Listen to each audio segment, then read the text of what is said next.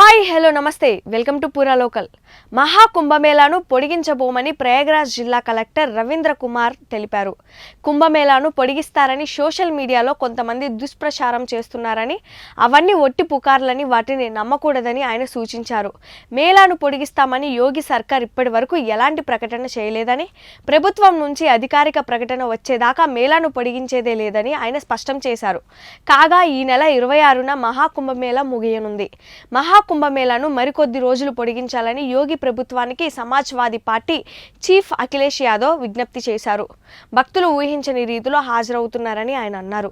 గతంలో ఇలాంటి కుంభమేళాను 75 రోజుల పాటు నిర్వహించారని, ఈసారి రోజులను తగ్గించారని పేర్కొన్నారు.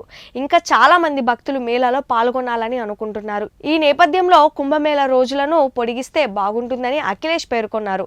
టికెట్ లేకుండా పలువురు బీహార్ మహిళలు కుంభమేళాకు వెళ్తుండగా రైల్వే అధికారులు అడ్డుకున్నారు. కుంభమేళాకు వెళ్లేందుకు తమను ప్రధాని నరేంద్ర మోదీ అనుమతించారని వారు చెప్పడంతో అధికారులు హవాక్కయ్యారు. బీహార్లోని దానాపూర్లో ఈ ఘటన జరిగింది. కుంభమేళాకు వెళ్లేందుకు పలువురు భారీ సంఖ్యలో ప్లాట్ఫామ్పై నిల్చున్నారు.